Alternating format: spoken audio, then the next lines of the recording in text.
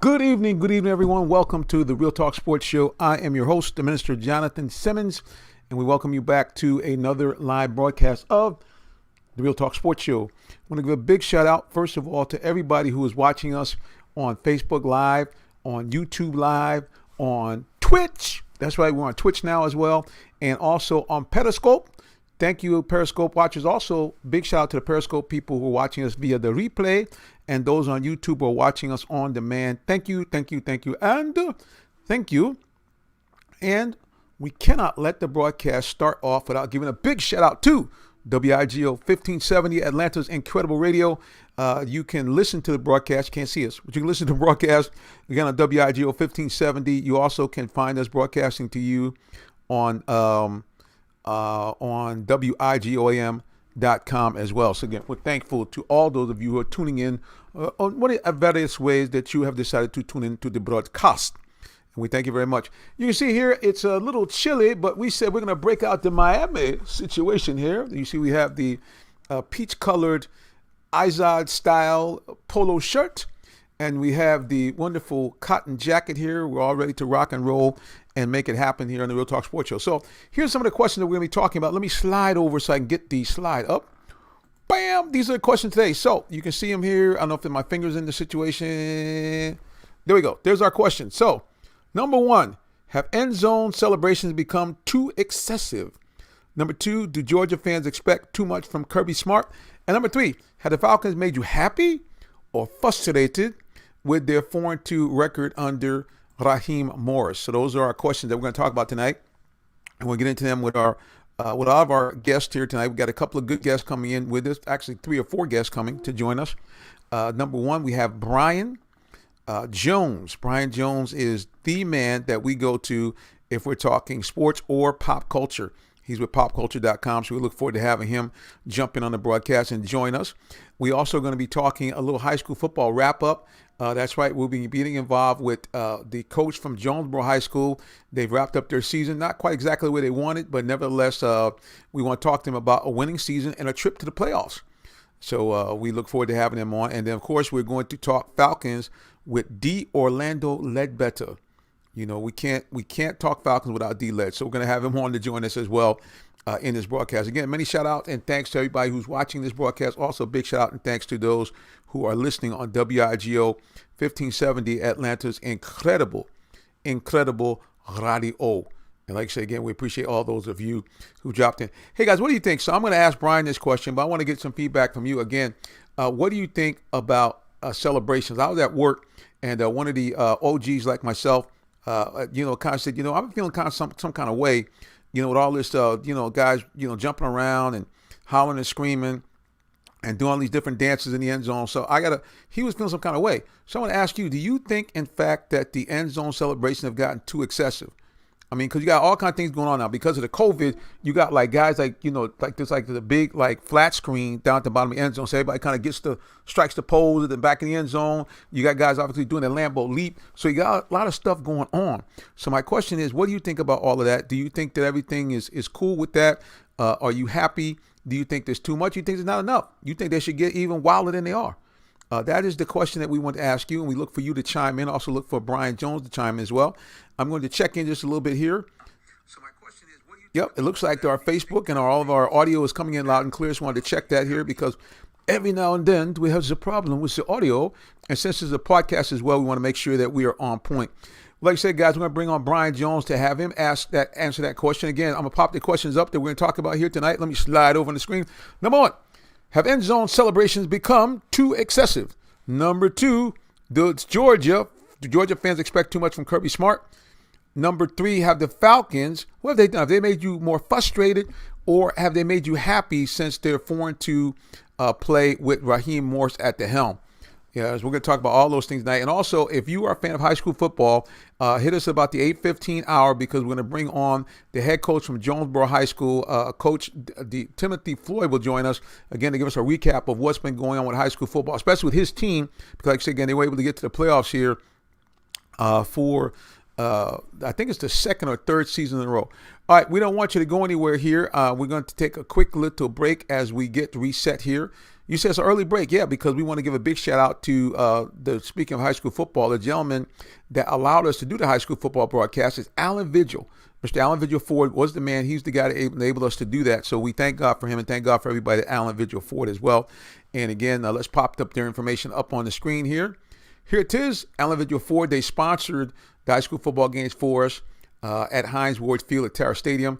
Again, you can check them out. They're located at 6790 Mount Zion Boulevard in the city of Morrow, Georgia. And you say, with Morrow. Morrow, Georgia is about 20 miles south of downtown Atlanta, maybe about 20 miles east of the airport. So please, ma'am, please, sir, check them out. All right. Without further ado, we have a guy that knows all you need to know about sports and what's happening in the culture. The one and only Brian Jones, I believe, is in the building. Brian, welcome back to our show, sir. So much for having me on.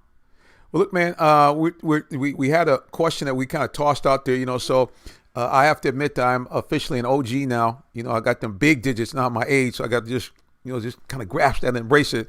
Well, one of my fellow OGs at work, former military guy, a retired major, he kind of sits down at my desk and he looks at me and he says, what do you think about all this celebration? I saw a guy do a backflip in the end zone. You think that? I think that's a little bit too much. I had to try to explain to him kind of the perspective of what's happening in 2020. What you've seen in pop culture, are we doing too much sports celebration? Do you think there's room for more? Kind of what's been some of the buzz that you've seen and heard in your magazine and online? I think when it comes to celebrations, I think you see it more in the NFL than anywhere else. You don't really see it in baseball because that's just something that they really don't do. There's just some unwritten rules with baseball where you don't want to celebrate too much. But I think with the NFL, I think it generates just some positivity with the league and I think it just draws attention a positive attention that you would like to have moving forward. And when I was growing up, you saw a little bit of that celebrations, and then the NFL put in a rule where they limited those celebrations and now they brought it back. And I think especially with everything that's going on now and with fans not being allowed, for the majority of teams, fans not being allowed in NFL stadiums, I think there's a good amount of celebration specifically in the NFL. I don't know. When it comes to the NBA, it's the same thing. You see it a little bit, but not a whole lot. This is something that they don't do. And as I mentioned with baseball, it's just something that they steered away from. But I think in NFL, I think it's fine. I think fans don't have a problem with it. I think, if anything, they probably want to see more celebrations. So I don't know if that's something that they'll talk about moving forward. But I think celebrations are a big part in sports, especially in the NFL. Well, I think the biggest change, I think what probably got him all amped up is that, of course, you mentioned because there are no fans, we have a situation where they have the big flat screen in the back of the end zone. So, like, before we get guys do kind of like the high five, and I'm going to date myself, the Redskins back in the early 80s, they had the Fun Bunch, and they would all kind of get together, all the high wide receiver corps, and they do a giant high five leap in the end zone. Okay, well, now it's like, whoever scored, they call everybody. They call the offensive lineman, they call the blocking back, and then everybody kind of strikes the pose, in front of the flat screen. So I think that's kind of why some of the older guys kind of like are feeling some kind of way. But I mean, at the end of the day, isn't that kind of what the NFL really wanted because they didn't really have the fan participation with the COVID? Oh, yeah, absolutely. I don't think this is something that the NFL loves. And even before the COVID-19 pandemic, there were brackets and tournaments to where fans would determine the best celebration. I remember the Packers a couple of years ago when Jordy Nelson was on the team, and even Randall Cobb, where they did a bobsled celebration with Devontae Adams in the end zone. And, it's just something that, gets the fans riled up. It's something that's very entertaining because the NFL is a part of entertainment. Sports are a part of entertainment, and that's what these players are paid to do, is not only to win, but to entertain the fans. So this is something that the NFL really enjoys. And even though, and it's understandable for some of the older school guys to frown upon it, but when it comes to today's NFL, so much has changed over the years, and celebrations are a big part of the game. Well, it's funny because what finally got him, he said, okay, I don't agree with it, but at least I understand. So what he allowed me to do is kind of break down the history, and like you hit it on the head about entertainment, so Now, if you go back and like watch some of the NFL, football life, so I watched one about Joe Namath. Now, Joe Namath said something interesting. He said when he signed his contract. Now, this is kind of funny, guys. Believe it or not, Joe Namath signed at the time in 1964 one of the richest football contracts it was. Matter of fact, he was the highest paid player at the staggering sum of $400,000. Anyway, when Joe met the wife of the principal owner, Mrs. Sonny Werblin, he was talking about what he had to do to get ready and different things about the game of football. And she looked at him and he said, I always remember this. She just looked at him and said, now, Joseph, we're in the entertainment business. This was 56 years ago, 1964, because, because of the propaganda and the way we kind of do things and spin it in the media, we kind of, don't get me wrong, it's a hard-hitting sport and guys put their all into it. But at the end of the day, I mean, it is still a form of entertainment. It really is. And I think that's what people get lost when it comes to talking about sports. It is competitive and you want to win. And no matter how you do it, you want to win when it's all said and done. But ultimately, and especially in the professional leagues, when you're talking about the NBA, Major League Baseball, National Hockey League, all of those leagues, you want to entertain the fans. You want people to come to the games whenever, when people are able to come to games once the pandemic is over. You want people to watch on TV. And, ultimately, yes, you want to win, and that's your ultimate goal. But also from a business side of it, you want to make as much money as possible. And the way you do that is to get those TV ratings up and get people to buy tickets to these games. And that's why you see some of these teams like attracting some of these top free agents. They may not have a chance to win, but they have a chance to sell tickets. So when it's all said and done, you want to win. You want to win as much as you can. You want to win championships. You want to have that prestige as a great sports franchise, but you also want to entertain. You want to make the fans as happy as possible. You want them leaving very excited and entertained. So I think that's something that all these leagues would try to do when it's all said and done. And I think that's something that they'll continue to do moving forward. Well, bottom line, if we think about the history of Mr. Blank, Arthur Blank, owning the Atlanta Falcons, again, guys, running back the history book a little bit, when he went to the Smith family, was the owners at that time, he said, the only way I'm buying this team is I have to be guaranteed the number one draft pick. And so the Falcons actually had to maneuver around. They had to make a trade, which actually kind of, in the long term, kind of hurt them a little bit because it took away one of the weapons that I think would have been a great weapon for Michael Vick, Tim Dwight. But anyway, they knew, Arthur Blank knew that the most exciting player, I don't know if he knew in that generation, but the most exciting player out in college football at that time was Michael Vick. And he said, I got to have this guy here. And of course, the rest is history. I mean, Michael Vick basically put the Falcons back on the map. Even though they went to the Super Bowl in '98 and they did the Dirty Bird, they kind of had fallen in disrepair. They were, I think, 3-13 the year they got Michael Vick. And when they finally started him, and for that 4-year run before the dogfighting thing, I mean, Falcons football was must-see TV.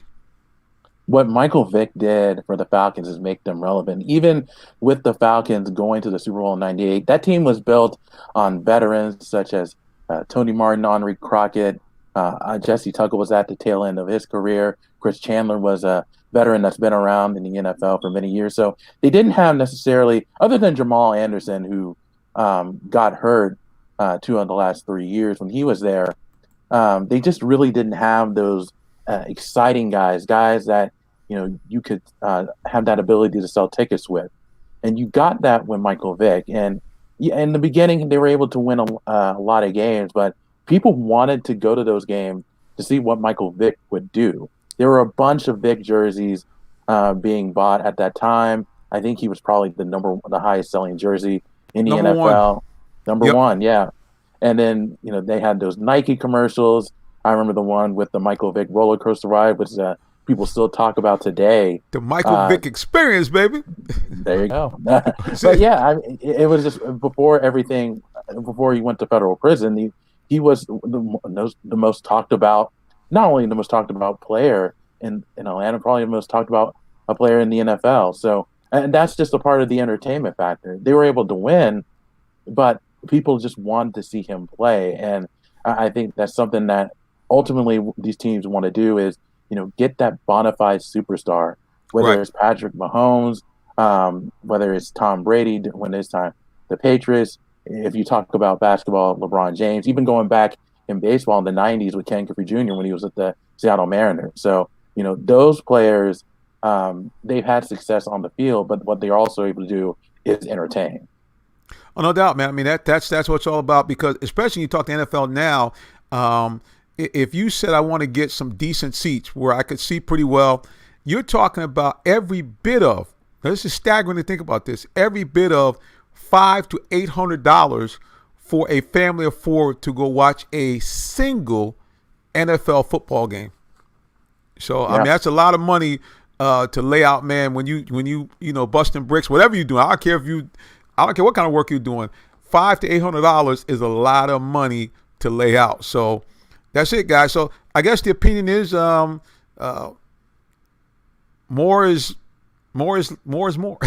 People want to see more of it. Lambeau Leap, there's a place you would never think that there would be that type of celebration and excitement by the fans. But there's a situation where Green Bay, a relatively Midwestern town, relatively small, and the Lambeau Leap, man, is legendary. So yeah, people want to interact with their athletes, and I think that sometimes the entertainment, especially now, like I talk about where guys are in the end zone, they're so close, to the fans in that front row. I think, like you said, you're going to see more and not less as time goes on. Now, I think there's going to be a tipping point where it's going to be too much, but evidently the league has not found that tipping point yet. Yeah, and I think it's just going to be interesting how everything moves forward. And you talk about Green Bay and the Lambeau Leap. That's something that they've been doing since the '90s. Leroy Butler Right. started that, and again, it's really going to be fun, and it's really going to be intriguing how all this plays out moving forward. It's something that the competition committee will talk about and see if they have the ability to do more. And I don't know if they'll make any changes next year or year after that, but I think the NFL, I think they like what they're seeing out of their players Right. because they're not doing anything too extreme or anything too graphic or anything like that. They just try to keep it as simple as possible. They try to get all their teammates involved when it comes to the celebration because it is a team sport. It is a team effort when it comes to making big plays. Again, I really do like. I think the NFL likes what they're seeing out of it, and they might make some minor changes, but I think they're going to keep it where it is in terms of celebrations. Well, like you said, man, that's going to be the topic. I'm sure it's going to keep everybody buzzing for a while. Too much, too little.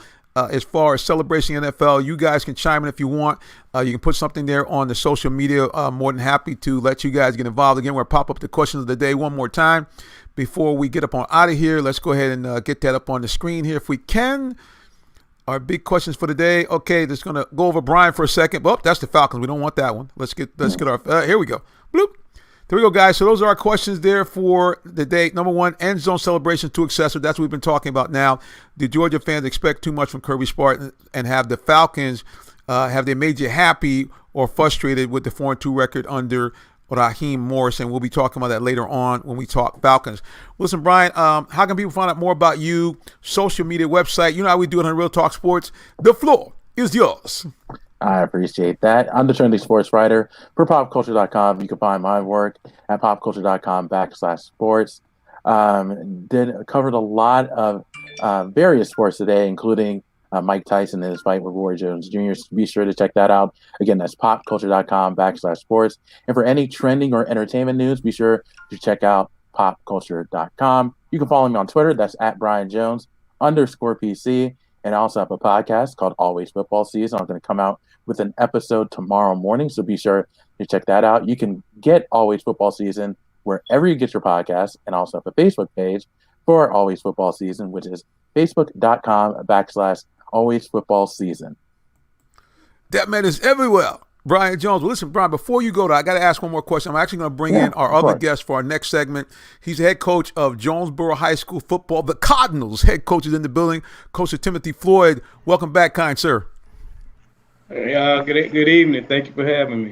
Hey, listen, a quick question for both of you guys. Coach, I'm going to defer to Brian first. I'm going to ask you, Brian. You mentioned it right at the end. You did cover the Roy Jones, Mike Tyson spectacle. What was your thoughts about that? Number one, did you think it was a good fight? And number two, do you think that we should have a rematch? I don't know if there should be a rematch. I do think Mike Tyson will compete in more exhibition matches again. I know Evander Holyfield wants to fight him, but when it comes to the fight, I think, yeah, when it comes to the fight, it was what I expected it to be from a 54-year-old and a 51-year-old. Mike Tyson won that fight, even though they declared it a draw. Right. And I kind of figured it would go that way just because Mike Tyson got in tremendous shape. I've been following Mike Tyson throughout the summer, and it's just ridiculous how great a shape he is. He's in, and then Roy Jones, he just hasn't looked the same since he last competed the last couple of years. So it pretty much was what I expected it to be. I don't think there should be a rematch, but I do think Mike Tyson will compete again. Coach, how about you? What'd you think about the fight watching it? Or did you get a chance to watch it? No, I didn't watch it. Hadn't really heard much about it. I thought Mike Tyson would just go in and dominate, so I didn't have much interest. Well, it's funny because, it was a fight that most people felt that Mike won. But I think for me, because I'm not that much older than Mike, and I'm thinking to myself, dang. I mean, that guy's, not only is he physically in shape, but just, Coach, I don't care, how well you keep yourself, even after about 30, 35, your ability in terms of motor skills, things like that, they just decline. I'm not saying this, we saw at 54, the Mike Tyson from 24, but man, I'm telling you something. I don't know if he can endure long enough, but it looks like with hand speed, he could give a lot of guys some trouble that were in their 30s.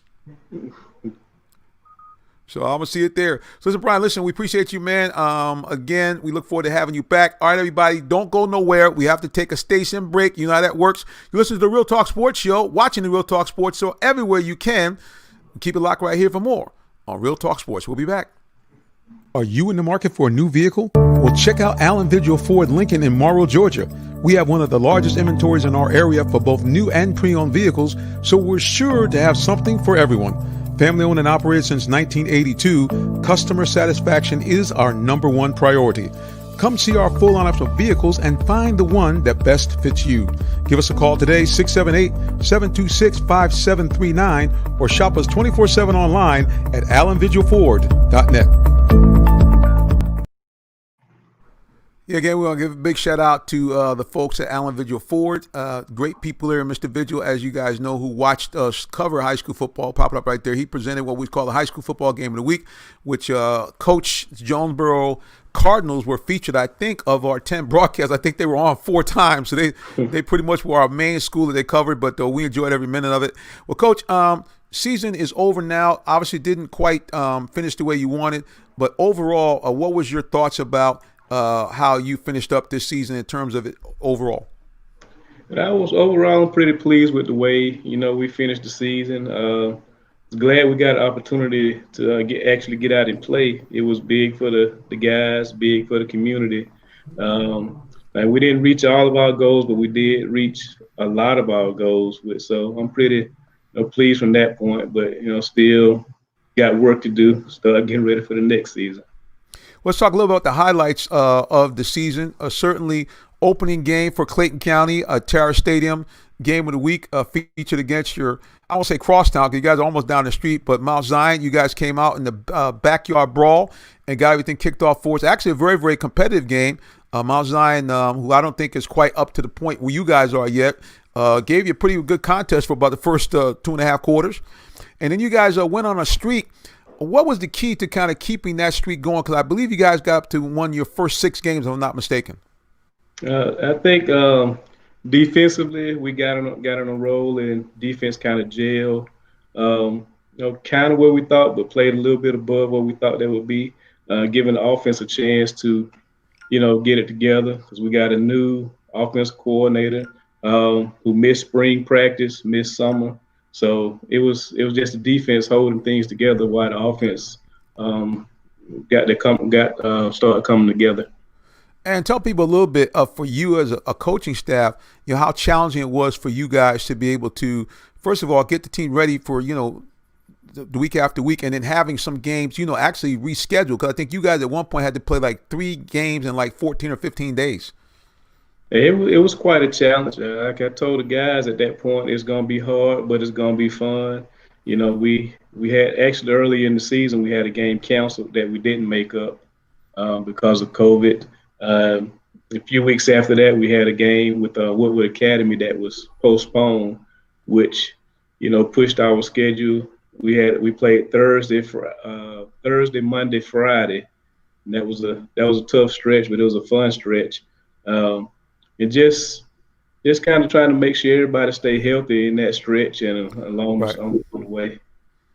Well, certainly, man, I think a lot of kudos to you and your staff because, again, it was very, very difficult because you guys were making a push not only for a, potentially undefeated season, but to get a top 2 seeding in the region for playoffs, and obviously having to play 3 top caliber playoff opponents back to back within 14 games was a challenge. But to your credit, you guys went out there and gave it everything you had and just came up short in a couple of games. But tell people a little bit about what was the most exciting game for you for the year? I know what mine was, but for you, what was the most exciting game for you as a coach of that team?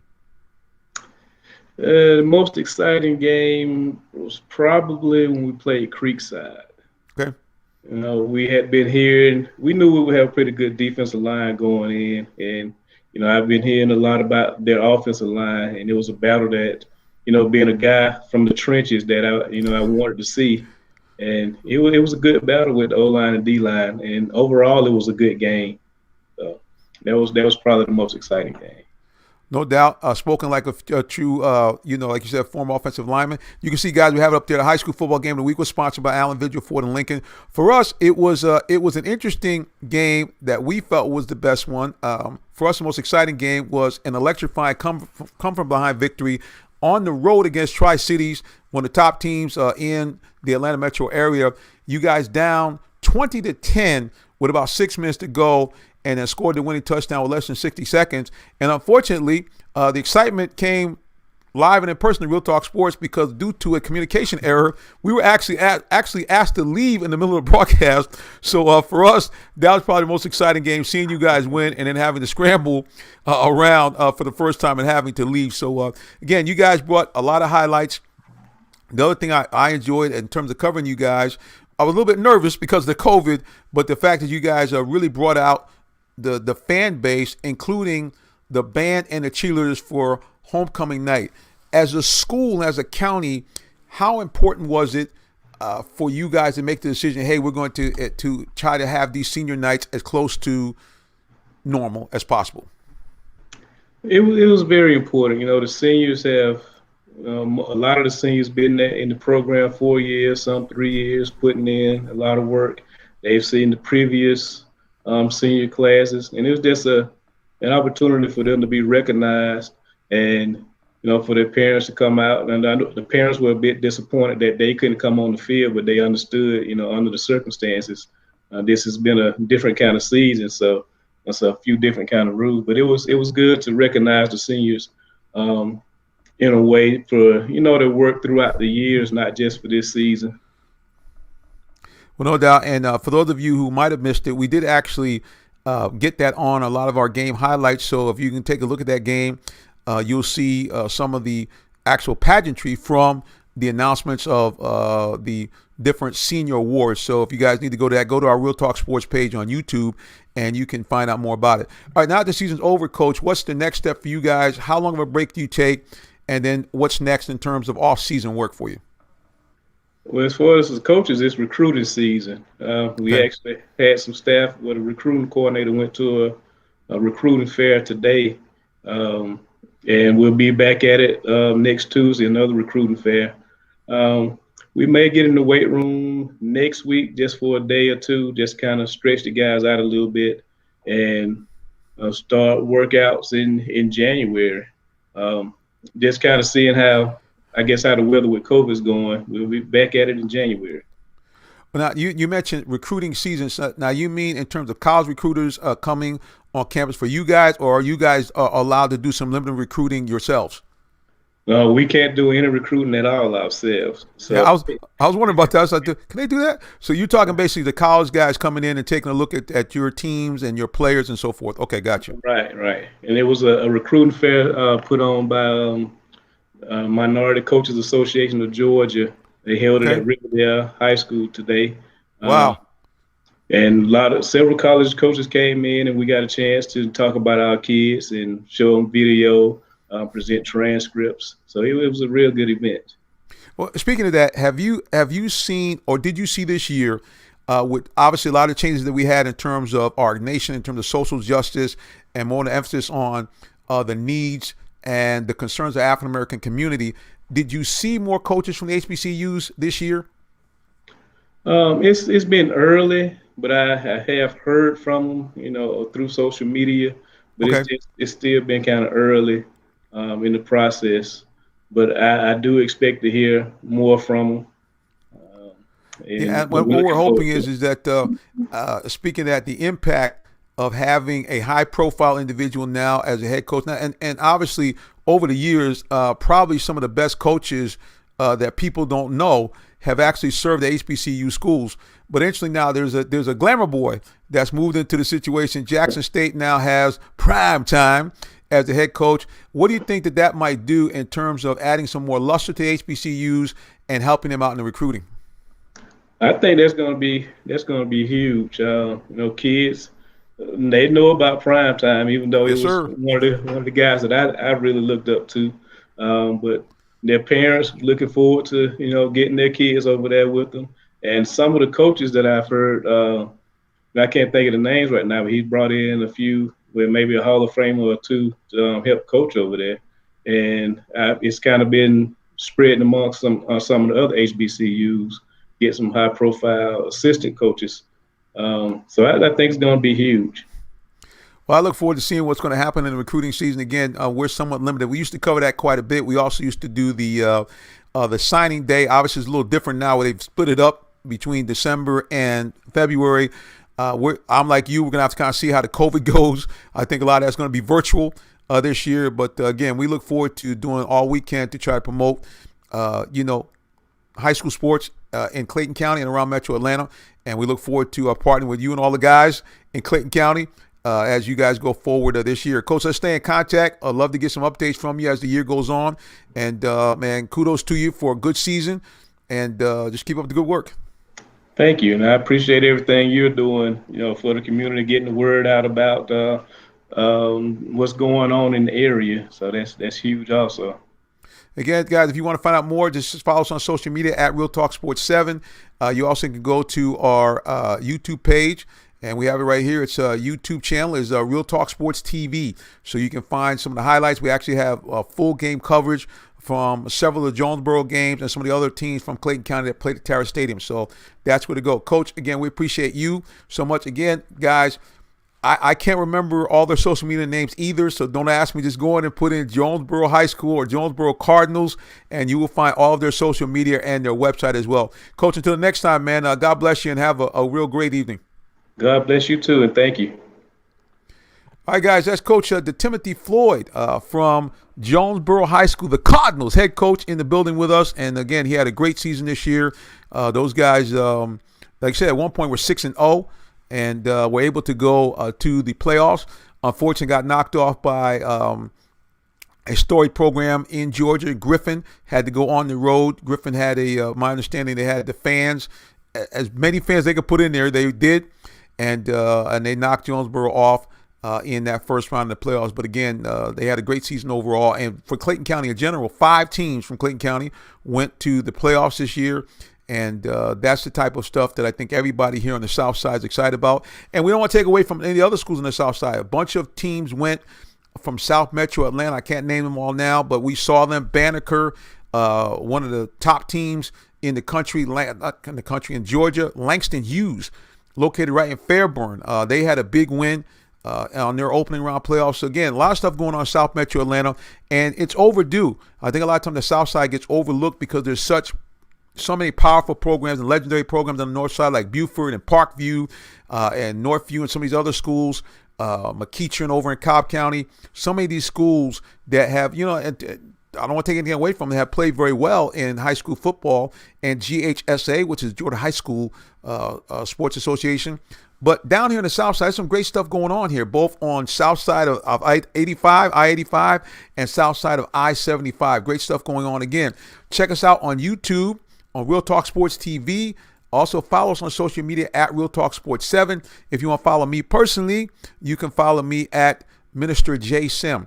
Yeah, because in fact, I know it seems kind of odd, but I am in fact a real live licensed minister, and I actually do a ministry broadcast on Wednesday mornings, 9:30 a.m., called the Clarion Call Show. So if you want to check that out, please, ma'am, please, sir, do that. Again, we want to take time out to give a big shout out and thank you to all those of you who are watching us here on live broadcast on Facebook, on YouTube. We thank for those of you who are listening on the podcast. Thankful for those of you who are listening to us on WIGO AM 1570, Atlanta's Incredible Radio. Thank you, and thank you. And of course, thank you for those of you who are listening to us via the replay on Periscope, also on demand on YouTube, or also on the podcast on the Real Talk Sports Show podcast as well. We appreciate all those of you who have tuned in to check us out here as we try to bring you really sports from a different perspective. We like to bring on our local high school coaches, let them talk to you a little bit about what, some of the things they're trying to do in their program, how they're trying to grow young men and not just football players, and also from time to time bring you some going on in the culture as well. There's been some not breaking news, but there's been a lot going on in the NBA as far as players not only being socially conscious, but putting their money where their mouth is. And certainly we had some indication of that with Steph Curry, with his new contract with Under Armour, the extension of that contract. Part of that is Under Armour investing of millions of dollars into training black coaches, into providing basketball courts. He's actually I think he's targeted about 20 different locations underserved where Under Armour is going to go in and fund the rebuilding and or building of these basketball courts as part of his contract. So what you're seeing more and more with athletes in this new generation, first of all, because of the huge amount of money that these guys are being able to generate in what they do, and also because there is more of a social consciousness and the fearlessness to be able to go out and speak out. I'm not trying to say the guys of previous generations were not fearless as well, but it's a little bit different sensibility. There's more guys willing to do it, number one. And number two, like I said, again, the financial, and again, I don't want to in any way demean what these guys are doing, but the financial risk the impact is not as great to some degree as guys who are making a tenth or 1/100th of what some of these guys are making right now. But in no way I don't want to diminish the fact that they didn't have to do anything. They could have just kind of kept an image like, hey, I just want to sell some product and make a check. But like I said, kudos to many guys in the NBA and former NBA players that are doing big stuff. And in all the sports leagues where these guys have decided that it's more than just me playing basketball, dribbling a ball, throwing a football, running a football, hitting a baseball. I want to be impactful in my community as a man as well, and as a woman in some cases, with it, like we saw the WNBA. So kudos. Speaking of woman, we had some big news yesterday. The first woman to play in an SEC football. Now, I tell you what, that's big. We're not talking Division 1A. We're not talking Division 1, 2A. We're talking the biggest, baddest conference in the land, the SEC, Southeastern Conference. Vanderbilt. They rolled the young lady out, and unfortunately, I just had a brain lockup. I believe her name is Stacey. Lord, forgive me. I had it. I retweeted today, but I've done a brain fart. But anyway, kudos to the young lady that made her venture out there onto the football field for Vanderbilt. Like I said again, man, I mean, it's big. I mean, this is big. Now some people are like, oh, well, she didn't play, like a real position. Dude, she was a kicker. I mean, now here's the thing. I'm gonna explain something to you right now. This is me personally, and we're gonna take a break. As an OG, as an older guy, all right, I have some mixed feelings about women getting involved with any physical sport or any physical activity that intermingles with men. I just am, because I have a daughter. I will admit my daughter played powder puff football, which is now different than tackle football. It's a variation of flag football. And my daughter's a big girl. and she likes football. I have, as you know, contributors on this show, former professional women football players. So I get it. And I've watched them. I went to women's football games, and I believe me when I tell you, they play tackle football for real. But I am concerned about the idea of a woman playing an actual position which has to get tackled. Now, obviously, the kicker, she could have been tackled, and her name is Sarah Fuller, by the way. I got the name up here on Google. Sarah Fuller, congratulations to you, and congratulations to Vanderbilt for taking on the courage to let you play in that game. And, because of COVID, she got out there and played, and she acquitted herself okay. I saw the kickoff. Didn't go that far, but nevertheless, it was serviceable, okay? And, again, she came in to supply a need at that position. So again, kudos to her, kudos to Vanderbilt for letting her come out on the field. But again, as I said, I'm not sure if I'm necessarily in agreement with women playing other skill positions where they actually have to be tackled. Again, for a couple of reasons. Number one, now I will tell you, let me just go on record telling you, I know plenty of women that are way stronger than me. Even when I was in my prime, when I came here to Atlanta, I met women who were former world-class athletes. I mean, these women, matter of fact, even when I was in college, I had a friend of mine that squatted like 400 or 500 pounds. That's more than most dudes I know. I'm just saying. You go watch any of these women in WNBA work out. They're not in there under some light iron, man. They're squatting hundreds of pounds, 300, 400 pounds, 500 pounds. I mean, they're curling some weight. These women fully grown. Some of them 6'5", 6'7". Some of them weigh 175, 180 pounds. These women are grown. Any guy that thinks, I can handle my business, get it on. But all that being said, I just don't necessarily know if I agree with women playing tackle football, with men. And again, not only because of the fragility aspect, but I mean, you're tackling a woman. And to some degree, I think that kind of butts against the other messaging that we're trying to say, that we don't want men being rough with women. We don't want men striking women or hitting women. And certainly in football, it's a physical sport that requires intense contact. So that's why I'm a little uncertain about the idea of women playing professional football in any kind of skill position. Kicker, something like that, where most likely, hopefully she's not going to get hit. Maybe. But other than that, I'm not too sure about that. But again, kudos to Sarah Fuller, Vanderbilt University, first woman to play in a Power 5 conference and in the big bad SEC, no less. All right, guys, we're going to take a quick little break here. You're listening to the Real Talk Sports Show. You're watching the Real Talk Sports Show. If you're listening to it live on WIGO, AM 1570, Atlanta's Incredible Radio. You also can listen to the broadcast online at WIGOAM.com. You also can listen to it at RealTalkSports.net. Just click the Listen Live button on either one of those websites, and you'll see us and hear us broadcasting right here to you. Also, this show is actually being heard on the TuneIn Radio app. That's right, it's an app. You go in, if you don't have it, it's a free app. You download it, put in WIGO 1570 in the search engine. Once you have the TuneIn app, download it, and voila, you will hear us broadcasting to you right here and right now. And then, of course, obviously, all those of you who have YouTube, Twitch, Periscope, Facebook, any of those apps, bam! Real Talk Sports, we're right in front of you.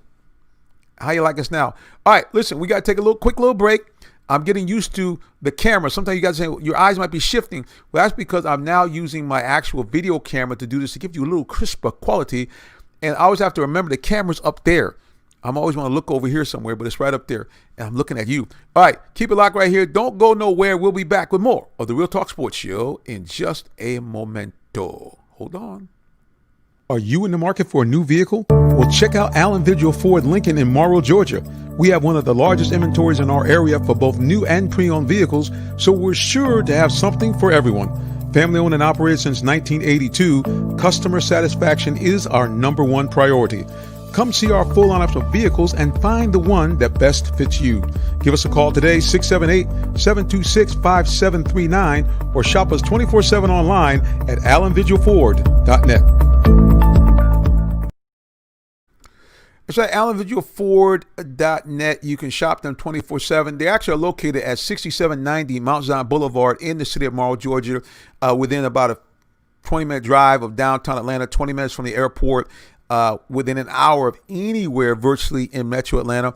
Great prices, great selection, hundreds of vehicles in stock, new Fords, new Lincolns, and plus a huge inventory of pre-owned vehicles, every make and model, all those brands you love, BMW, Mercedes, Lexus, Honda, Hyundai, all these vehicles that you can think of, every manufacturer represented, GMC, Cadillac, we got them all.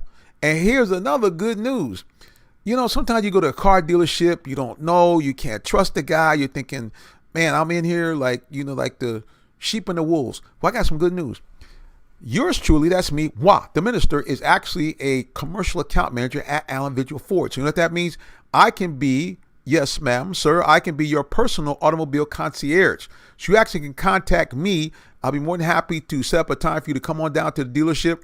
We'd love to have you there, and I'll take you through and show you a car that will fit well for yourself, your family, or your business. So again, come on down and see me. I'll try to get my phone number here in just a second. Normally, I have it already set up and ready to go.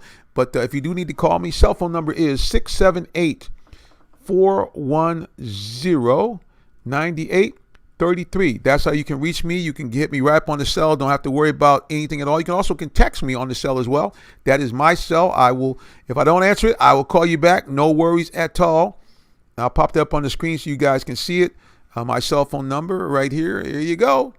Bump it up, You're stinking. Bam. That's it. Give me a call. 678-410-9833. More than happy to assist you and your family if you have a need in the way of an automobile. So again, come on and check me out again. Give me a call, 678-410-9833. Again, we want to thank you so much for tuning in and watching us. We appreciate you, as always, for watching this broadcast. And welcome to those of you who are watching on Twitch. Are y'all watching us on Twitch? Y'all know, I'm trying to be wherever you are. So you'll come on, check us out over there. Again, follow us anywhere on social media at Real Talk Sports 7. That's Real Talk Sports, the number 7. That's how you can follow us on social media. You see it up on the screen for those of you who are watching it. Real Talk Sports, the number 7. And you can find us anywhere on social media under that moniker. Well, guys, we're going to get ready to talk a little bit about the Falcons here. Let's go back to our questions that we had for the day. Let's take a look at these questions that we had kind of come up with. We've already talked about some of them already. Okay, question number 1, we asked, hey, do you think is the football celebration, end zone celebration, too much? You think we're going to doing too much of that? You think it's just right? What do you think about that? Less is more? The other question we asked here for Georgia fans, my question is are Georgia fans expecting too much from Kirby Smart? That's a big question. What do you think? I mean, the guy basically come in here, people already comparing his first 5-year record to Mark Richt's first 5-year record. At the end of the day, are they expecting too much? And has Kirby kind of fumbled the ball a little bit? I mean, that's a legitimate question. I mean, you know, there's been a lot of what I can understand about Kirby Smart is why is it that he seems to be having so much problem with quarterbacks? I'm just saying, outside Jake Fromm, which don't be wrong, Jake Fromm did what he had to do. He got Georgia to 2 SEC championships and also got them to the national championship game. So as a freshman, so I don't want to, you know, besmirch him, but I find it weird that since that point, they've had a lot of problems keeping quarterbacks. You know, first of all, you got a guy who, okay, yeah, he might have fallen off the Heisman Trophy list a little bit, had a rough performance against Indiana, 3 interceptions, but the bottom line is, most likely, Justin Fields is going to be a top 5 pick or a top 10 pick in the NFL next year. He was on the Georgia roster. Mysteriously, somehow or another, they could find no playing time for him, hardly at all. And then he decided that he's going to transfer and go to Ohio State. Now, you guys heard me talk about this before. You mean there's no way that Kirby couldn't have got together with Justin and his people and said, listen, man, this young man who's in front of you now, most likely, well, we know is going to be gone. He's going to be a senior. The team is yours. Not only that, they should have incorporated him more to get him into the game from time to time. Even if you say, okay, they're running gimmick plays, I don't care what they're doing. I remember the game they lost against LSU a couple of years ago where Justin Fields was inserted in the game and the Georgia offense was giving LSU fits. And they took him out, and the rest is history. So, I don't know. And then this year, they say, okay, we got a guy out of the transfer portal. We got Jamie Newman, a guy that played well at Wake Forest and seemed to be the prototypical spread formation type quarterback that we know that both college and the professional leagues are moving to. About 6'3", 6'4", big arm, agile, great running ability. You figure that this would be the trigger man that Georgia needs. But mysteriously, right at the last moment, again, we don't know. I don't want to just blame Kirby, but it's just odd that all of a sudden Jamie decided, I don't want to play. I don't want to play for Georgia, and he's out. And so now once again, we find Georgia in a position where they don't seem to be able to utilize a quarterback that gives you more of a run pass option. So that's going to be really something he's have to get under control. Matter of fact, another young man another young man they picked up, he has decided to transfer out. Now, Kirby spoke very highly, so we're going to do what we can. The young man was very raw, but he was a great athlete. Kind of slender, probably need to bulk up a little bit. But once again, Georgia finds themselves having some problems keeping a quarterback in the mix. So I don't know what's going on over there with Kirby, but I hope he gets that straight there, because Georgia's not going to be able to win with a drop at quarterback. Even this guy, JT Daniels, as good as he is, the game has shifted. Your quarterback doesn't have to be running around like Lamar Jackson, but he's got to be able to move. I'm just saying. All right, well, we have to move on to talk a little bit about our Atlanta Falcons. Now, if we're going to talk to Falcons, there's only one man that we're going to talk to. He is the embedded beat writer for AJC Sports for the Falcons. He's also an award-winning sports writer and a professor as well. You know what I'm talking about. The one and only D. Orlando Ledbetter Esquire par excellence. D. Led, welcome back, sir. Welcome. Thanks for having me, Reverend Simmons. Appreciate you having me on Real Talk Sports again. D. Led, so one of the questions I asked, I'll pop it up here. I don't need to block you for a second, but I need to block this up for just a second here. One of the questions I asked people was, okay, have the Falcons made you happy or frustrated with the 4-2 record they now have under Raheem Morris? And so that's the question I want to kind of, I would say, ask you, because, you cover them, but your perspective from looking at them on this 4-2 with Raheem Morris. Rah, go Raheem, or just more of a mediocre team being up and down? Well, they did win against a team here with a winning record. So that's a breakthrough for them. They have struggled against all teams other than going up to Minnesota. And, they didn't close that game out. They got a big lead and held on up there. So this is the first time we saw them put together a whole game. So when it takes you 10 games to get to that point, you're probably not that good. So, you should have been able to do that coaching-wise way back, earlier in the season. So it's part of the coaching and part of, the players deciding, hey, we're going to, go a little bit harder and play a little bit better. But as a fan, you always want your team to win. I'm not from that losing school of thought. Well, we got to get, we're going to mess up our draft status. No, the draft's a crapshoot. If the draft was a 100% operation where you guaranteed a good player, yeah, but you're not. We saw it. We picked Big Beasley 8th. Could have got Todd Gurley. Same thing with Tech McKinley. Could have got T.J. Watt.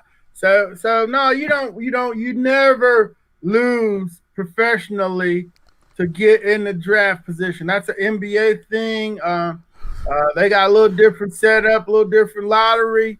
You don't have to get 53 players moving in the same direction there. You only need 4. So that's a little different deal than the NFL. The NFL, you got to win. You got to get the best players. You got to draft the best players wherever you're at. And that's the way you build winning football teams, through drafting the best players. Oh, no doubt. And so, you mentioned something there which is very important about the draft being kind of a crapshoot. So I think that people, again, it doesn't happen necessarily a lot in history, but it has happened more than enough time to let you know that even if you have a top 5 pick, there's no guarantee you're going to get a person that's a future All-Pro. We can go down the list of guys going back ad infinitum, but you can, for example, let's go in the 90s. You got 2 guys allegedly that were almost to some camps 1A and 1B, right? With Ryan Leaf and Peyton Manning. Well, how'd that turn out for San Diego? Yeah. Yeah, you can go back there. We don't even got to go back that far, Reverend. We can go right to Mitchell Trubisky. They traded up to get Mitchell Trubisky, passing on Deshaun Watson and Patrick Mahomes. So who's ever evaluating the quarterbacks in Chicago needs to get fired.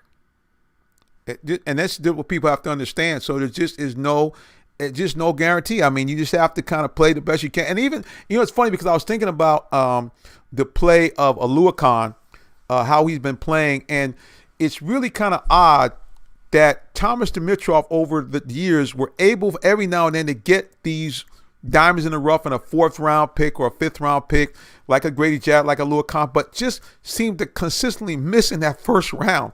What do you think? Well, he's gone now, but what do you think a GM really has to kind of look for in that 1st round to try to get a player that hopefully within 1 to 2 years will be a starter, and maybe in 3 to 4 years potentially might be an all-pro type of player? Yeah, well, he had 0 of those other than Julio Jones. So you got guys that went to the Pro Bowl as alternates, Trufant, Keanu O'Neal, Deion Jones, Jake Matthews. But his blind spot was, and it's the record reflects that he had a problem picking offensive and defensive linemen. Therefore, the Falcons get to the playoffs, they get pushed around. And I'm going all the way back to the New York 24-2 game. They couldn't even move the ball against that defensive front. At all. The Green Bay game here, they couldn't cover the slot receiver. So that wasn't a line issue. But against the 49ers, they got beat up. They got the lead 17-0, couldn't hold it. Abraham was hurt, so that was your one pass rusher. So, whoever gets the new GM job's got to show me that they have a track record of winning in the trenches. They got to be able to pick the big guys. It's the big man's game is what Ron Wolf used to tell us all the time in Green Bay. And you got to get the big guys right. Oh, no doubt. I mean, because at this point in time, it used to be that you get a guy that's 295 to 325, you throw him a road grader, and just basically kind of would occupy 1 or 2 linemen so that you could get an edge rush around. But now that's really changed in the last 15 years or so. You got guys that are, now again, nobody compares to the legendary Reggie White, but you have more players that are dominant as big guys, like Aaron Donald, and even for a while there, that run that Ndamukong Suh had, where these guys are big, and even Grady Jarrett. These are not, he's not as tall as these guys, but these physical big guys, you got to have at least one of them to kind of take up that room and to be a game wrecker, so you can have maybe an outside rusher that can get a one-on-one and start getting you some pressure on the quarterback. Yeah, no question, Reverend. I've seen the line matrix change a little bit over time. Reggie White and Sean Jones were 6'6", 300-pound ends. Okay, now they want those guys. They would be inside. They'd be tackles now. Right. Because they want 255-pound guys that could either come off the edge or drop into coverage. Because they got to confuse you. They got to play mind games with the quarterback. So, those used to be linebackers. So, right. The way that teams are trying to put together their defenses are changing. And if the general managers don't change with the times, then you get, left behind. Yeah, no doubt. I mean, again, looking at this team, what do you think now? We once again, the Falcons do what they always do. They win a game. Not that the Raiders were necessarily an outstanding team, but certainly a playoff team, looking like a playoff team, had played very well up until that point, and the Falcons really were dominant. Was it just the fact that the Raiders were sloppy with the ball in their game plan, or are we seeing a week-by-week improvement in this team? I'll give the Falcons some credit, but if you were paying attention, you saw that the Raiders looked very, very good against Kansas City the week before that. You getting up for your division foe, defending Super Bowl champs, and then you come play the Falcons. There's going to be enthusiasm level drop. So that wasn't, the Falcons did what they could with it. They took advantage of a situation. You got a team on an emotional low coming in here. That's a pretty good team. They hit them in the mouth and stayed on top of them, which is what you're supposed to do. So, that's what that was. That was a shocker because this team had already beaten the Chiefs earlier this year. So, they were looking pretty good. That's a pretty good looking team coming in here. And for the Falcons to dismantle them, that does leave you a little bit frustrated. It's like, hey, where has this been all year? Yeah, and really that was the thing that hit me. I mean, don't get me wrong. I don't want to be a guy that constantly comes on here and just seems like I'm bashing the team, because it's really not it. But to me, what I just see out of this team is they win games that they shouldn't win, and the games that they really need to win, they don't. And that to me is a sign of a mediocre team, which is why their record is what it's been the last couple of years, 7-9. That's what you get. You get inconsistent play. You get a one good game one week, and then you get a clunker the next week, and nobody seems to understand the difference between the two. Yeah, the league is set up for everybody to go 8-8. So, you got to take care of your 8 and then try to steal 2. And they instead of stealing 2, they gave away 3. So, as soon as you start doing that type of thing, then you're back behind the 8 ball, because everybody's pretty much got holes. Nobody's got a full roster, just because the way free agency is built, everybody's got weaknesses. So even the Saints are going to come in here, and that's the best looking defense they've seen this year. They're ranked in the top 5 and everything. But your offense is top 10, so they got to do something against the number 1 defense. So, right. Then it's flipped on the other side. Their offense isn't good. The quarterback can't even throw. So, you got to be able to do something with that. That's going to be your challenge every week. And the good coaches know how to do it. Sean Payton's been doing it for a long time. Raheem is showing some handiwork here. That's going to get him a job in the NFL, whether it's with the Atlanta Falcons or the New York Jets or the Detroit Lions. He's a fine head coaching talent. He's only 44. He knows exactly what to do with this job. And if the Falcons pass on him, somebody else will definitely snap him up this time around. No doubt. Well, guys, for those of you who are listening on WIGO, we thank you for hanging out with us, but we know at 9 o'clock you got to go. So we give big thanks to our producer, guy behind the glass, Eli Smith, to Kevin Buchanan, our station manager, and to all of you, we say as we do each week, God bless you and have a great night. Those of you on social media, don't go anywhere. We're not gone. Yeah, so 6 games in now. We got, I guess, 3 or 4 more games left. 5. 5. Okay, we still got plenty of time left. Okay, so your thoughts on Raheem Morris. What would he have to do you think, as far as record-wise for the rest of the year, for him to either get very, very serious consideration, which I think he will anyway, or to get this head coaching job? Yeah, we heard the owner say 11-0, so, didn't want to say that was a joke. So he really wasn't looking that direction. Right. But, now the team's 4-2. They're going to play the Chargers. They could probably win that. 2 against Tampa Bay. That's looking like a split. So, you got to play Kansas City and the Saints. So I'm figuring, they can go 2-3 the rest of the way. 6-10 is going to not be enough, even though that will be 6-5 as a interim coach. So 500 is not going to get it done. And that's what it's looking like to me. He'd have to beat the Saints, beat the Chargers, beat the Chiefs, win one of the Tampa Bay games. That'd be 4-1 down the stretch. That'll give you 8-8 season, and that would make him, 8-3. So something like 8-3, you got to look at him at that point. But 6-5, you thank him, give him a bonus, nice bonus for keeping the team together, and wish him luck in New York or Detroit or Houston or Jacksonville, wherever he's going to go. But that's kind of why how I have a handicap right now. Yeah, I think that he'd have to basically win out in order to do that, because obviously if he won out, that would mean that he would, as you mentioned, to sweep Tampa Bay with, although he's not Tom Brady from 3 or 4 years ago, still Tom Brady, still a lot of weapons. For them to beat them twice, beat the Saints again, no Drew Brees, but we can see that would be possible. And of course, Kansas City. Now people say, well, Jonathan, you're talking pie in the sky. So, well, yes and no. At the end of the day, if Kansas City goes in that game, which most likely they will be, with their playoff position and seeding already set, there's a good possibility that a lot of those guys don't play. Never know.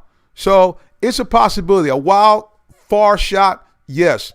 But at the end of the day, I think the same thing. I think if he was to win out or if he was to go and lose only one more game, he'd be a strong considerate for this head coaching job. But if not, yeah, I think he's gone. We've already asked you about this before. Any changes as far as any new prospects that you would like to see at least get a shot at this head coaching job here for the Falcons? Well, I think, yeah, there are several. Of course, I think Eric Bieniemy would be good. Raheem would be good. But the telling part of it is going to be how the Falcons view themselves.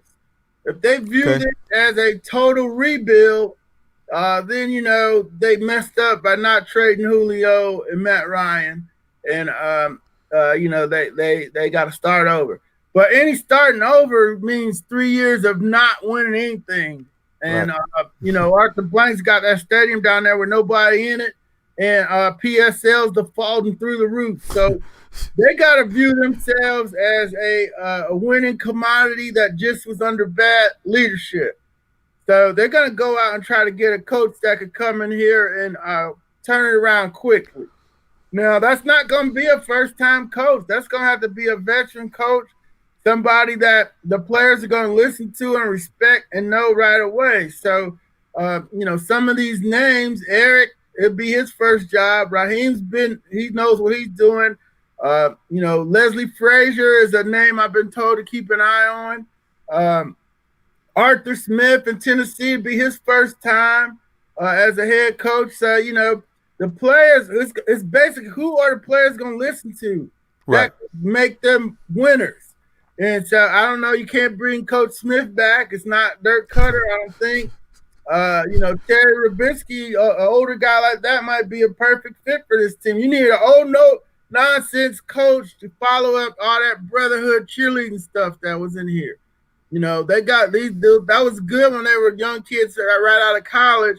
But as they grew up into men, they needed to be held accountable for their play on the football field. And too often they started slow and late under Dan Quinn.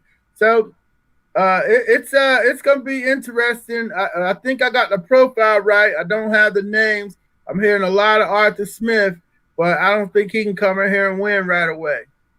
Yeah, there's no doubt, because you hit it on the head. See, the problem that you know, a lot of fans, you know, and even me myself, you jump up and say, "Oh, you know what? I want to see whatever it is. I want to see a more mobile quarterback. I want to see somebody else at the helm." And guys are talking about, well, let's tank and get, you know, the number one pick, whichever guy it may be, Trevor Lawrence or Justin Fields, who probably slipped down a bit now. But at the end of the day, okay, let's just say you bring either one of those guys in. Well, now you have a Matt Ryan who you owe a lot of money to, a lot of money. So are you going to say, okay, we're going to put a guy that we owe a lot of money to, a first or second round pick, you even though he's going to rookie contract, you still have to pay them quite a bit of money. So now you have a guy that, and what are you going to do? I mean, so at the end of the day, they're in a tough spot. Is there any way possible? Now, you mentioned before about the idea of trading Matt and or Julio. Is that something they can financially do, or is that just out of the question? No, it could happen. Those type of talks happen over the off season. If the new GM, and to Arthur Blank's credit, he said the new GM is going to be making that call. A new GM, new coach is going to be making that call. So they didn't want to do it for him at the trading deadline. So you know, it's pretty hard to trade Matt Ryan. Right. Unless you get to June, and then you could split the last 2 years over 2 years. But that's still $40 million of your $200 million, and the excuse me, Reverend, and the cap's supposed to go down to 135, 175 next year. So. Oh, right, because of COVID, right? Yeah, because of COVID. So he's gonna have to take a pay cut whether he likes it or not. But how much of a pay cut? Because if you're giving him 40 and all you got is 135 million left, you know they're gonna be playing with a whole bunch of undrafted rookies over the next 2 years, and they ain't going nowhere. So they're in a tough spot. They need to win now. The guys they pay money to need to play, and then they need to find some more players or some veterans on the low, and support that way.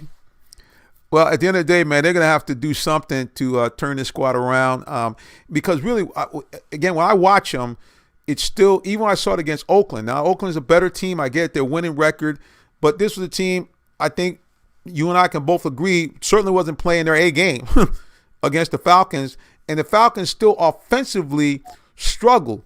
The defense, spot on, especially their ability to turn the ball over. You know, I haven't seen that since the Super Bowl year. I mean, the defense getting after it and making things happen there, but offensively, they just didn't do too much. Now, people say, well, they didn't have to do too much because they got set up in short fields and so forth, but I just think that there's still something missing. I can't put my finger on it, but there's something missing in this offense. It is. It's the blocking, Reverend. It's the blocking that's missing because, you know, they got 4 short fields, end up kicking 5 field goals. I mean, they could have put up a 60 spot in this game. But when they get in those tight spots, they can't run the ball. They can't power it at people. It's 4th and 4. They got to throw a pass in the back of the end zone. Now they caught it, but, I mean, you know, old school football, I'm going to line up and run down your throat on 4th and 2. But they can't block like that. They don't have those type of linemen or road grading blockers. So that's the problem with the offense. It's a cut, blocking, finesse zone scheme that is not conducive to playing power football. And what I'm talking about, Reverend, is the Chiefs went up by 3 against Tampa Bay. Tampa Bay threw it away. They had 4 minutes and 10 seconds left to go. Tampa Bay never touched that ball. They ran 4 minutes out the clock. You got to be able to do that in the National Football League. And time again, we've seen the Falcons haven't been able to do that because of the style of lineman that they chose to roll with. Yeah, and they can't do that if there's any time. I mean, you name the time, they can't hold the ball. I mean, and the other thing, I guess the thing that still gets me is based on what you're saying, you say, okay, we have a line that is suspect. I'm still, and I know this is probably more of an issue of the way Dirk Cutter calls the game, but when I watch the even especially the passing formation, it seems that the plays take a long time to develop. And I'm thinking, I got a quarterback that's not that mobile. I got a line that's so. I'm just thinking, wouldn't you do more short passing, rhythm passing from Matt? Is it just something I'm missing here? Because like I said, when I watch him, it just seems like the plays take a long time to develop. Well, I know it's the offense. It's the Don Coryell, vertical passing game that was, popular in the 80s. Right. But then I started watching this last week. They tried to run the screens, but they were messing them up. Right. Terrible. The linemen were following it. They were missing the blocks. The ball was high. And one of the things, that I got to learn in my football travels here is those screens have to be executed properly. There's some deception involved. You just can't get up and run a screen. You're going to fake something and then pop into it. And those, the good teams that I've seen run screens, they practice them a lot. Right. We know what the practice situation's been this year, so it's probably a reason why those screens look as raggedy as they are. But yeah, their screen and draw game, he's calling it, but they're not running it very good. So I put that on the players. And it's tough. It's tough. That's more times you get to do it, the better you get at it. And they've had a lot of their reps stolen from them. That's the quality of play issue that we're seeing around the league. And one of them is that the Falcons' short passing game is out of sync. Gone. I mean, it's just because, like I said, again, everything seems to take a long time. Now, again, we've had some spectacular plays downfield. The Falcons, especially in the first 5 or 6 games, Matt was accumulating a lot of yards, but it was normally because of the fact that the Falcons were behind early, right. and then, or they would start off fast. They would start fast. You'd see them wide open, kind of remind you of Super Bowl year. Like, okay. And then all of a sudden, it would just grind to a halt. They'd fall behind, and then they're just throwing and making big plays when they're down by 2, 3, 4 touchdowns with not too much time to play. So I guess that's the frustration, is that you got a guy that earlier in his career looked like he operated well in a tempo offense. Mm-hmm. And admittedly, he's not mobile. So I guess that's where I'm just so confused to why every week I see this. Anyway, okay, let's calm down. You can't run tempo with that defense. Okay, got you. All right. Yeah, because they're going to be. You saw You one of gas the 'em, reasons right. why they've been winning is because the offense has been going slow. They're up to 32 minutes, almost 32 minutes a game, which is half the game. Under Raheem, it's almost 35 minutes because they're not trying to get that they're trying to put that defense out there. That's the 31st ranked defense in the league right now. So. Right. Yeah, they got hot last week, and maybe they can do that again. But you can't speed up. You can't speed up the game with your defense in the current state of what it is right now. I got you. And I think that goes back to what we talked about earlier, the fact that the Falcons, it's a case of where's the beef. You don't have guys. Most of the guys that are on this team, even the defensive linemen, they're fast. I mean, I could give them credit. I didn't cover sideline to sideline, but they're just too light. And that's what we saw in the Super Bowl. They were great first 2.5, 3 periods, but, you give the team a ball. What if I think they had like 80 or 90 plays. Nothing good's going to happen out of that. So I guess we're just going to have to wait. We're going to have to find out, can these guys find a way to draft some credible defensive players? And here's the thing, D-Led. I mean, in looking at it, as bad as this defense is right now, all it would take would be to have really, I think, just one all-pro added to this defense, and you could at least get them into the top 10. I just think that the team is that missing game record, that person that can change a game, they don't have it. Again, I understand that, hey, you can't, the Troy Polamalu's and Lawrence Taylor don't grow on trees. I get it. But if the Falcons, I think, could get one Pro Bowl player, like not an alternate, on that defense, I think they could be a credible defense. Well, you got to look internally for some help. I mean, you're talking about they're the 27th ranked defense, giving up 391.7 yards a game, and so the Saints defense is at 284. So you gotta cut down 110 yards, and it's all passing. So you need a pass rush, you need cover guys. So the linebackers aren't bad. I think No, they aren't. With them. Fourier, Mikael Walker, and Dion, but not having Fowler and Tack, somewhere you got to find some in somewhere. Right. And the cornerbacks, the rookie still gets beat. You got beat for Henry Ruggs. No shame in getting beat by Henry Ruggs. Right. But he got beat. Darqueze Dennard is playing a whole lot better than Isaiah Oliver was outside. And then Isaiah's looking like he can play safety in the future at nickelback because, Keanu's looking like he's rounding back into form, but do you pay him any money next year? Right. Ricardo's doing pretty good, but, hey, he's not Troy Polamalu. So, you got some players back there that are, decent players, but you need better. You're absolutely right. Yeah, I think that's. I mean, like you said, look, I guess that's really the kind of frustration that we've seen in our offense. I mean, you just think to yourself, if the defense had a caliber player of a Julio Jones, even of a Matt Ryan caliber player on defense, because you know what I think back to, Falcons fans used to get. Well, I remember I got here, Falcons fans used to always complain about this guy, but I said, you know what, you can say what you want. You can say about, a lot of his tackles come into the second level of play, but the guy at least tackled people, and he was consistent year in, year out. And that's Keith Brookins. I mean, people can say what they want, but the guy, I mean, he made Pro Bowls on his own. And he made a lot of tackles. Now, later in his career, a lot of stuff was, he was making tackles further downfield. But, early in his career, man, he was straight.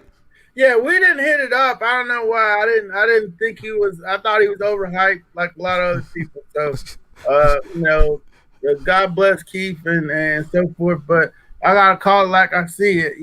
Well, you watched it more closer than I did. I mean, I'm just watching. At that time, I was strictly a fan only. Yeah, I'd like to see him make some plays. I think I did some stories on. I think we fell out because I did a story on impact plays. Right. Tackles for loss, plays on the other side of scrimmage, intercepts, pass, all of that stuff that, you see 58 tackles, but it's like, where did you make them at? They weren't impactful tackles. So he was, I think that's why we fell out. I did that story But just trying to help, fans realize, if I wrote it, somebody was talking to me about, he isn't having an impact on the game. They want him to affect the game. Deion Jones affects the game with the interceptions, with the sacks. Keanu came up and made some big hits on short yard situations. I like to see them keep him some kind of way.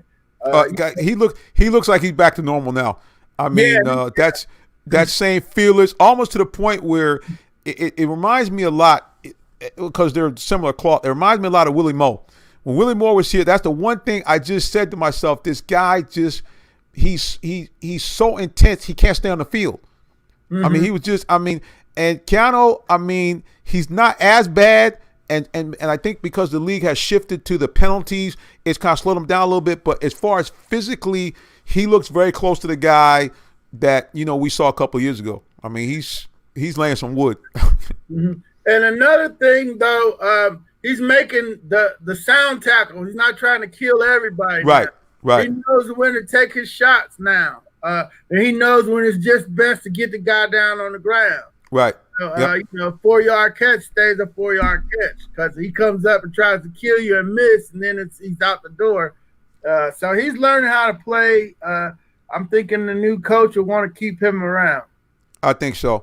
Well, I guess we kind of looked at this thing from a couple of different angles, and I guess really what it gets down to is what's always been down to: can the Falcons find some way to bring some key defensive players in here? And number two, can they get, which everybody talks about week in, week out, can they get somebody in the trenches also that is, I don't use the term game record, the trench guy, but somebody that's a legitimate all-pro on both sides of those lines?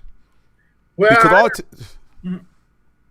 no question about it. I don't. You don't really want to count on the rookies to do that. They're not going to be able to. It takes them a while. We're seeing it with Marlon Davidson right now.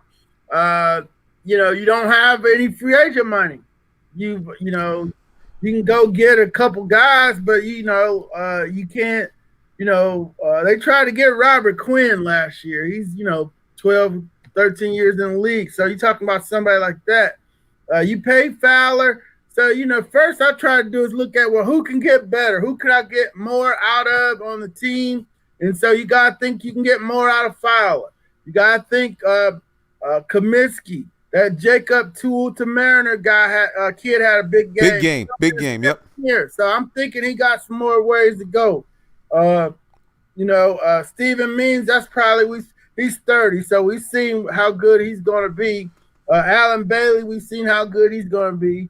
What do you think about Charles Harris, the guy they brought from Miami? What do you think about him? Charles Harris, I want to see more of Charles, because every time I see him, he's doing something good. You seem like it, right. Mm-hmm. 3 sacks, and I saw him dropping coverage, and then Taysom Hill took off, and he came up and, with some suddenness and made the tackle. So, right. I want to keep him. It shouldn't cost you that much to keep him. So everybody that could play some football stays. Everybody who can't play, goodbye. Spoken like the true Esquire. Let's the facts, man. Only the facts, baby. You can't play, you off the roster. And of course, that's what it's going to be. Yeah, no question about it. And the new people, you got to get some new blood in here too. You got to get some new blood in here to help you fight in the trenches. And you got to be able to stand up to the Saints. The Saints are about to close in on their 4th straight NFC South title. So you got to somehow catch them.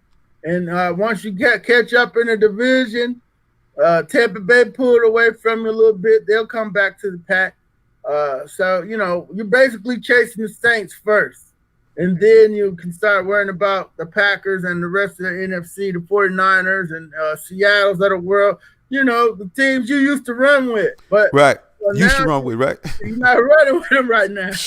You're not running with them. You and the Eagles aren't running with them right now. Right. Isn't that something? Both these teams, Falcons and Eagles, literally the two birds are flying high. Speaking of flying high, I want to give a big shout out. You can see his comments there on the screen. John Williams, MBA, young brother, D-Let is doing some great stuff. He actually now has been in the media himself. He actually has partnered together to get a satellite truck He's now got an official TV station with their own satellite truck now.